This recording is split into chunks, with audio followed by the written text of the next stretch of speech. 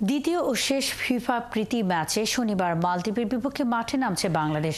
প্রথম ম্যাচে হারের হতাশা থেকে ঘুরে দাঁড়ানোর লক্ষ্য লাল সবুজদের। শিশুদের কাছ থেকে অন্তত একটা গোল চান বাংলাদেশ দলের কোচ হাভিয়ের কাবরেরা। কিংস অ্যারেনায় খেলা শুরু হবে সন্ধ্যা 6টায়। রহমান পেয়ারের রিপোর্ট।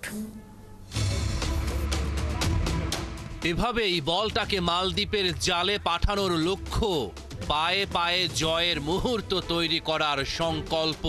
কিন্তু গোল করতেই যে ভুলে গেছে বাংলা। 7 ম্যাচে গোল হজম করেছে 14টা, প্রতিপক্ষকে গোল দিতে পেরেছে মাত্র একটা। চলতি বছর লাল সবুজদের পারফরম্যান্সে কেবলই হতাশা। 7 ম্যাচের 6টাই হেরেছে তপু মোরসালিনরা। ভুটানের বিপক্ষে পেয়েছে বছরের একমাত্র জয়টা। শনিবার ফের মালদ্বীপের বিপক্ষে মাঠে নামবে বাংলা। এবেলায় জয় চান হেড কোচ কাবরেরা। প্রথম প্রীতি ম্যাচ জিতে মালদ্বীপ আপার হ্যান্ডে। বাংলাদেশ তুলনামূলক ভালো খেলেও ওই ম্যাচটা হেরেছে। ফরওয়ার্ডরা একাধিক সুযোগ নষ্ট করে।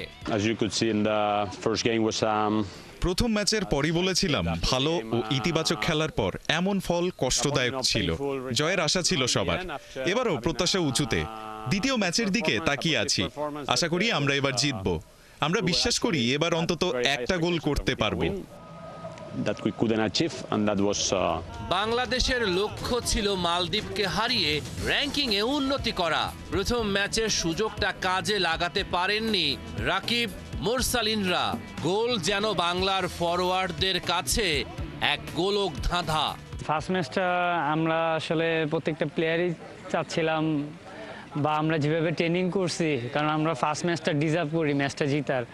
কারণ আমরা অনেক স্কোর অপশন ছিল, বাট আমরা আসলে ওইটা অ্যাভেল করতে পারিনি। সো আমরা ফার্স্ট ম্যাচটা থেকে আমরা এখন ফোকাস করতেছি নেক্সট ম্যাচ।